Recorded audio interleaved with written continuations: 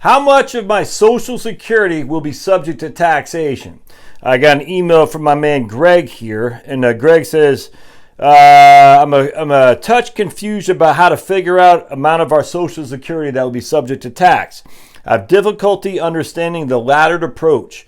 Here's my bottom line question. Our provisional income is going to be about $53,916. Half our Social Security is $11,700. My pension is $42,216. Thus, our provisional income is $53,916. It is here where the different brackets become confusing to us. Does this mean that 85% of our Social Security is taxed along with the other ordinary income, the pension, or is only part of the Social Security taxed at 85%? Any clarification would be appreciated. All right, so let's go over this. Now, for me, this is pretty easy because I've done this 8,000 times. Greg and all of you guys, don't sweat if you don't get this. It just takes practice. I mean, it's like anything. It takes practice, man. But why would I need to practice? You don't need to. I mean, just rely on the government and they'll steer you right? No, you don't want to do that. Know your own stuff, man. Especially, how do you do tax planning, future tax planning, if you don't know how much of your Social Security's benefits is going to be taxed? I don't know how you do tax planning if you don't understand how to do this. So look, I've done this a lot. So don't sweat it if you're not as quick as I am. I'm telling you. I was watching a guy today.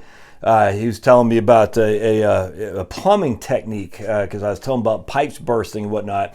He goes, something he learned from the old school plumbers is that you put a piece of bread, kind of where the two pipes go together, where they connect.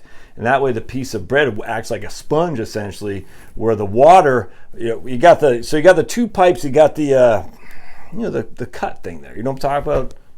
I'm drawing a blank what it's called. But anyway, and so you got the sponge there. The sponge will hold the water back so it doesn't go down the drip until it gets heavy enough where it just it goes like that, and then it won't drip on the seal thing, whatever it's called. I can't believe I can't remember this. So you got like this. You know what I'm saying? You got two pipes. All right, so you got the two pipes where they connect. You know what I'm saying? So you got the connection right there. And you put a piece of bread in between them. And this is where it's going to leak right there where that connection is. You put a piece of bread in between them, and that'll gather up all the water until enough pressure comes where it just goes, well, from here, you got the bread, it just goes, whoosh, and it just pushes it forward. I don't know if that's true, but I said, so you only get that stuff from experience. So if you haven't done this stuff, for a long time, if at all, how would you have the experience? It's okay. All right, so let's go over this. It'll be easy. Pension income, Social Security. All right, so he did tell us exact Social Security, but he says $11,700 will go to his provisional income. So we know his Social Security benefit is $23,400. So you take $23,400 divided by 2, because remember, what we're trying to figure out here is two things. How much of your Social Security is subject to taxation? All right, that's the first step in figuring out your overall taxes. But first thing we got to figure out is how much of your Social Security benefit is subject to taxation. In order to do that, we have to take all of your income. Here's a pension. It could be anything. It could be tax-exempt municipal bonds. It could be annuity income. It could be anything. All of your income and half of your Social Security benefit. And we're going to add these two together. And so, like he said here, is $53,916. So his provisional income is $53,916. All right. Now, because he says us and we, I'm presuming he's married.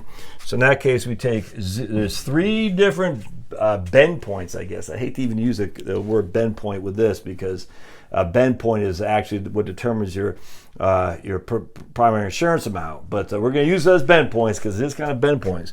If you're married at 0 to 32 of your provisional income, you pay nothing. None of that will be subject to taxation, so 0. Then 44 to 32, 50% of that is, and we got 44. We got 12,000 because we have 53. That we have 12,000 within. So basically the first 32,000, none of that is included in your taxation of Social Security benefits. The next 12,000, 50% of that is included, so $6,000. And then the next amount, in this case, is 53,916 minus 44,000 equals 0.85. So that's 53,916 or 196, right? 196, 916. Yeah, 916. I got a little bit of dyslexia, I think. I've always thought that, actually. And then I have a child with dyslexia, and I think I do have a little bit of dyslexia. All right, so 53,916 minus 44,000. That's 99,916. All right, so 9,916. All right, so we times this by 50%. So that's we times that by 0.85, which gives us 8428. 8428. All right, so now we add these two together. All right, so we take this and we add it to that equals plus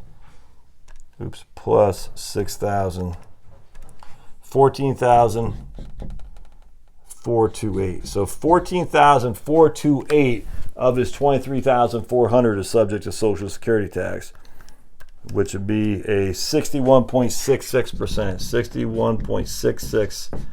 61.66% of his Social Security benefit is subject to income tax. And so what you do here now is you got to figure out your gross income. And the way you do that is you take this 14,428, you add it to this right here. All right, so let's go over here. Excuse me, big man.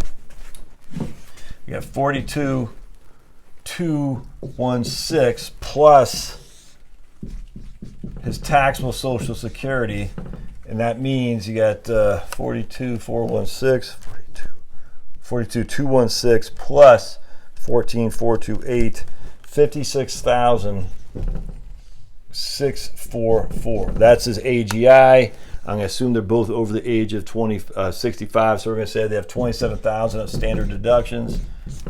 Minus 27,000. That's 29,600 is his taxable income. Now the first 20,000 roughly is taxed at 10%. The next 9,644 is taxed at 12.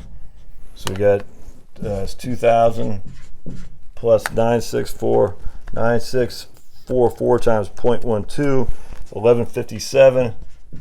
So his total taxes are plus 2,000. 3,157. That's his total tax. So he's paying 3,157 on income of that because he has income of pension income 42,216. He's got Social Security income 23,400 plus 23,400 plus 42,216. He's paying $3,100 on total income of 65,616. 3,157 divided by 6,561. That's a 4.8% effective tax rate.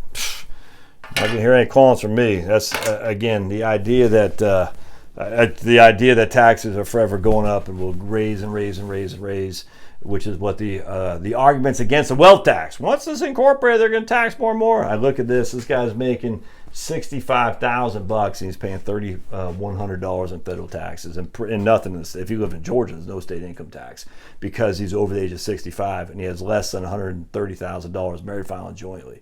So there you go. That's how you figured out, Greg. Hope this helps, man. That's that ain't too shabby, man. That's not too shabby. All right, I'd love to hear your questions. If you have thoughts, questions, concerns, put them in the doobly-doo. All right, we'll see you.